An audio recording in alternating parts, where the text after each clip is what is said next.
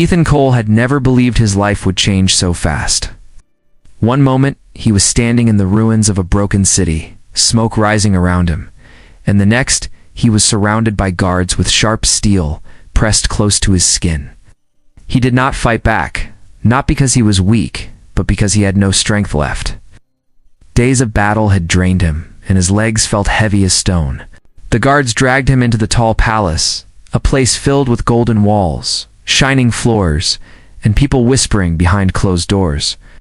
They called him the enemy, yet their eyes showed fear. He was just a man, a soldier from far away, but somehow they looked at him like he was dangerous, even without his weapon.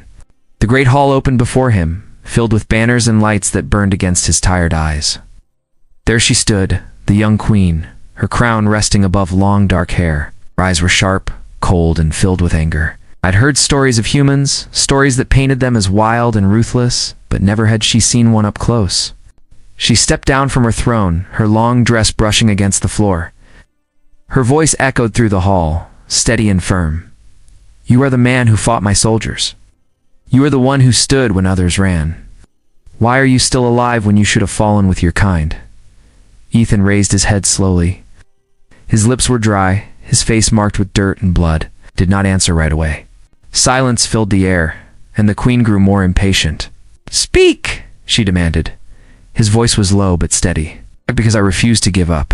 Those words made her pause. She had expected him to beg or curse, but instead he spoke as if nothing could break him. For the first time she felt something strange, a small spark of curiosity. The guards shoved him to his knees, but Ethan kept his back straight, his eyes meeting hers without fear. She hated that look. It was not the look of a slave or a prisoner. It was the look of a man who still held his pride, even in chains. The queen turned away, hiding her thoughts from the court. "Lock him in the lower halls," she said coldly. "He will speak when I wish him to." But the night brought no peace. Alone in her chamber, she thought of the man who refused to bow.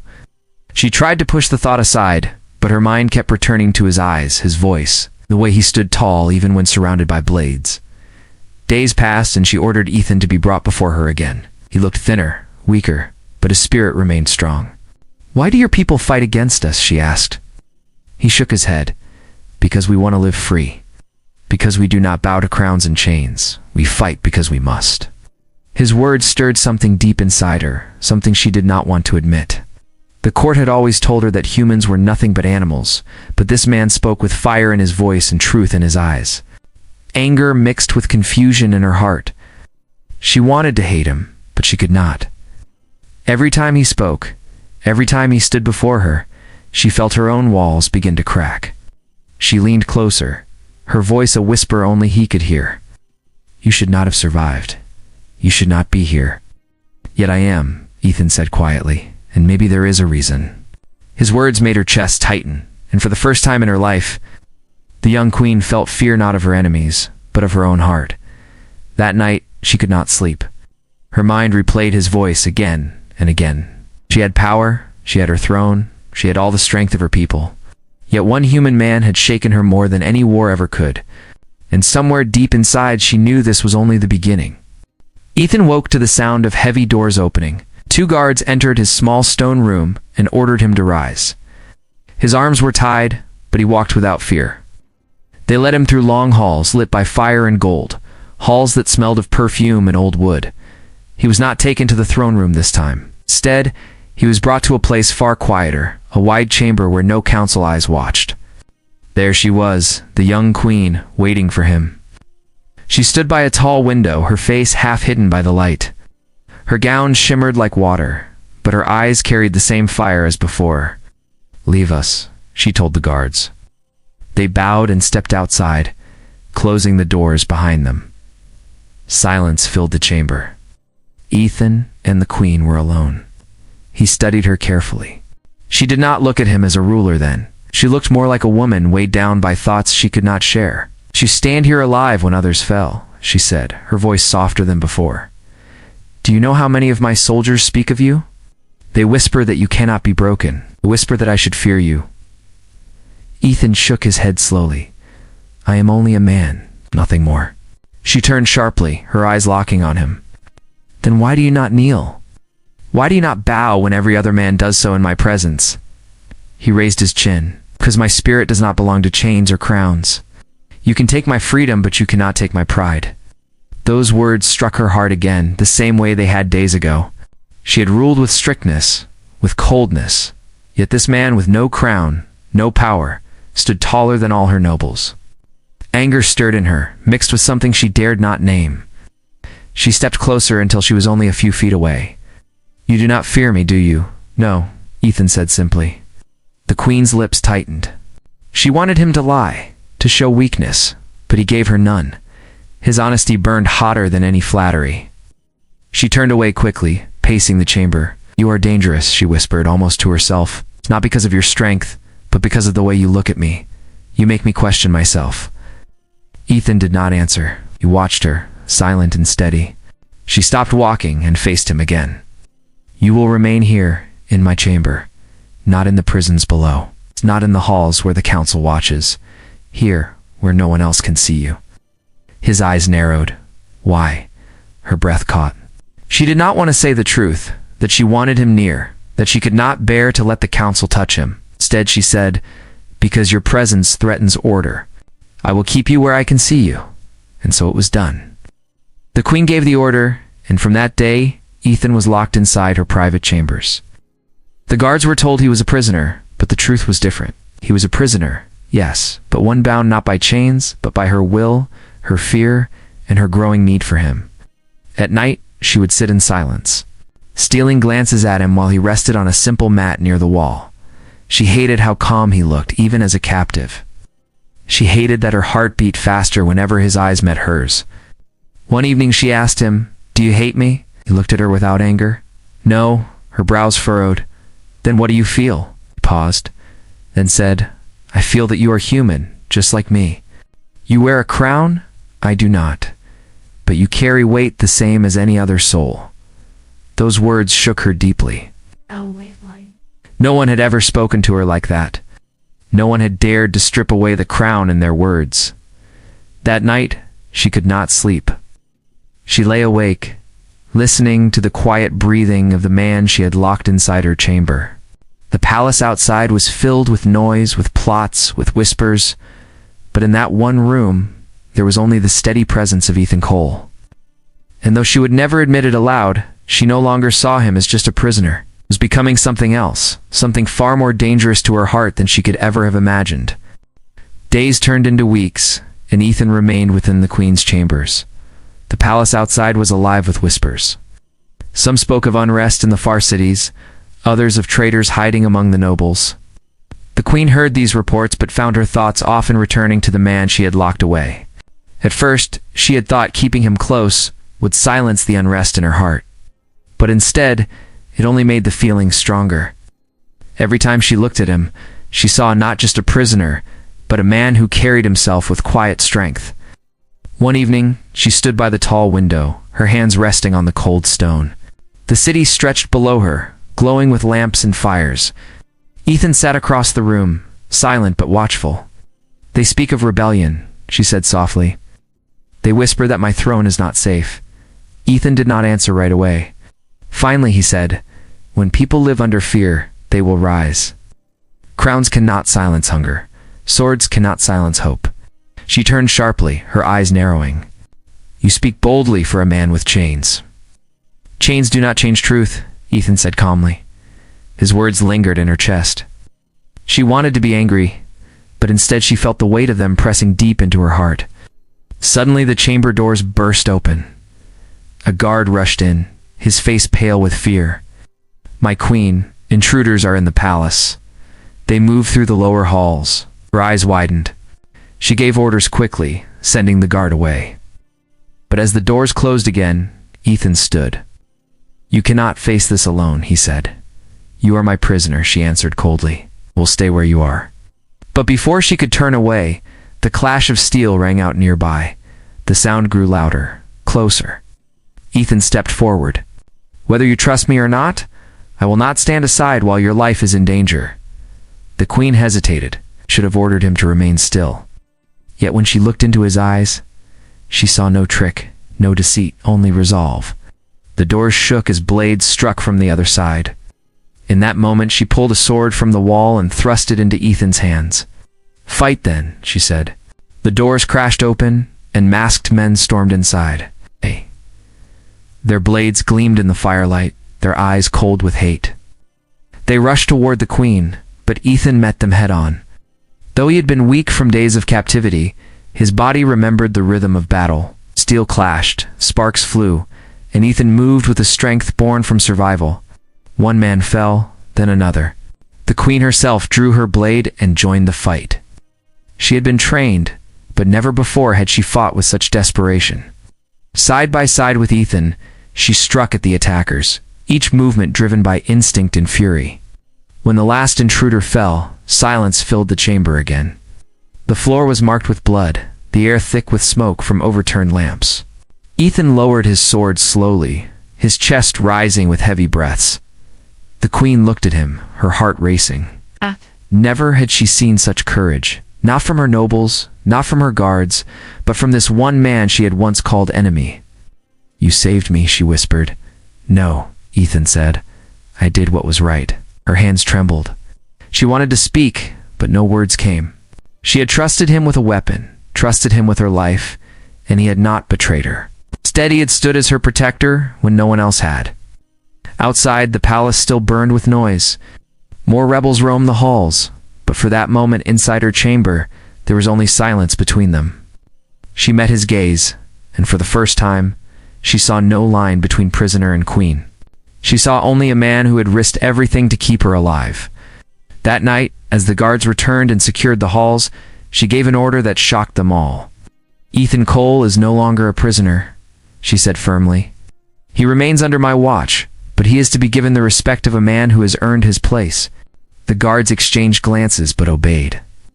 And so Ethan Cole was no longer bound in chains, yet even with freedom inside the chamber walls, he knew he was caught in something far stronger than iron. He was caught in the gaze of a queen who could no longer deny what she felt. Though she tried to hide it, knew her heart was already bound to him. The palace grew restless after the attack. Whispers filled the halls, and fear spread among the nobles. The queen held her throne with steady words, but in her heart she knew the truth. Her rule was no longer safe. The rebellion had grown strong, and soon it would rise openly. Ethan walked at her side now, no longer chained, no longer hidden in the shadows. Many looked at him with anger and distrust, but none dared to question the queen's order. He had saved her life, and for that she gave him a place near her. But rumors spread quickly. Some claimed he had bewitched her. Others said he had taken her honor. The council grew restless, their eyes sharp with judgment. One evening, the council gathered in the great hall. The queen sat on her throne, her face calm, though her heart raced. Ethan stood near, silent but unbroken. An old noble rose from his seat. His voice was strong and filled with scorn.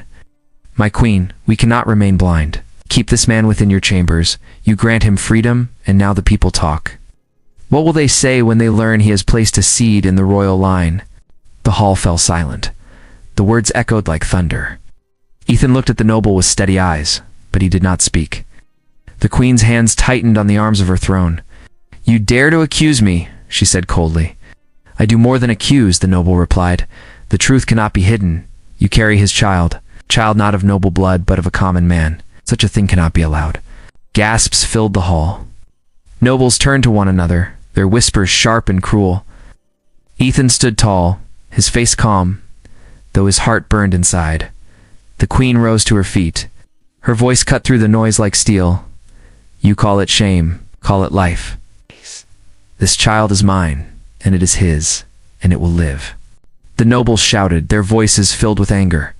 Some demanded the man be killed. Others called for her to step down from the throne, but she did not falter. She looked at Ethan, then back at her council, and her voice grew stronger. "You speak of blood as if it is the only measure of worth. But blood alone does not make strength. Courage makes strength. Truth makes strength. And no one has shown me greater courage than this man." Her words silenced the hall for a moment. Then the old noble pointed at Ethan with shaking hands. "He is no king. He is no prince. He is nothing. Will you destroy all that we have built for the sake of a common man?" Ethan stepped forward then. His voice was calm, steady, and it carried across the hall. "I did not come here to take a throne. I did not come here to break your order. I came here only to live and to stand by what is right. I will not bow for lies, and I will not beg for mercy. I am a man, nothing more and nothing less." The nobles stared at him, some with anger, some with wonder. His words were not dressed in fine speech, yet they carried more weight than all their titles. The queen looked at him with pride. For the first time she saw not just a soldier, not just a prisoner, but the man who would change her world. The council did not give their blessing. Many left the hall filled with rage. But a few, a small few, walked away with silence in their eyes, as if they had heard something they could not deny. That night, the queen sat alone in her chamber, her hands resting on her stomach. Ethan stood nearby, watching her in silence. "They will not forgive us," she said quietly. "Then let them not forgive," Ethan answered. "We do not need their blessing. What we carry is ours." Her eyes softened as she looked at him. For once, the crown felt lighter on her head, as if his presence gave her strength no throne could ever provide. Outside, the city stirred with unrest, and the shadow of war crept closer. But inside that chamber, for a single night, there was peace between them. The city trembled with unrest. Word had spread through the streets and the markets that the queen carried a child not of noble blood. Some cursed her name, others whispered with hope, and many sharpened their blades for war. The palace guards doubled their watch. Fires burned in the far districts, smoke rising like dark banners in the night. The rebellion was no longer whispers in shadowed corners. It was here, loud and fierce, pressing against the very gates of the crown. Inside the palace, the queen stood tall, though her heart carried heavy fear. Ethan stood at her side, his hand never far from the hilt of his blade. The council demanded she cast him aside, demanded she give up the child, but she refused. "They will come for us," Ethan said. "Then we will stand," the queen answered. The rebels struck at dawn. The sound of horns shook the air as men stormed the gates. Steel clashed, cries rang, and the palace filled with the fury of battle. The nobles fled to hidden chambers, but the queen did not run. She stood upon the steps of her hall, her crown gleaming in the rising sun, her voice steady. "This is my throne," she shouted. "I will not surrender it to fear." The rebels pushed forward, their banners high, their voices loud with rage. But before they reached her, Ethan stepped into their path. Sword in hand, he faced them without shield, without armor, only with the strength that burned in his heart. "You will not take her," he said. The rebels laughed, but their laughter died when they met his steel. Ethan fought with the strength of a man who had nothing to lose and everything to protect. Each strike was sure, each step unbroken. Men fell before him, yet he did not fall. The queen watched, her heart filled with fear and pride. Her guards joined the fight, but it was Ethan who held the line, who gave courage to all who stood near. His defiance spread like fire, turning fear into hope, weakness into strength. Hours passed, the battle raged, but still the palace stood. When at last the rebels broke and fled, the courtyard was stained with blood, the air heavy with smoke. The queen stepped down the stone steps, her dress torn, her crown marked with dust. Ethan leaned on his sword, his body weary, but his spirit unbroken. When their eyes met, no words were needed. The truth was clear. Together they had faced the storm, and together they had endured. The council gathered days later, their faces pale, their voices low. Many still called the child a curse, but none could deny what they had seen. A man with no crown had stood against an army and held his ground. The queen rose in the hall, her hand resting on her stomach.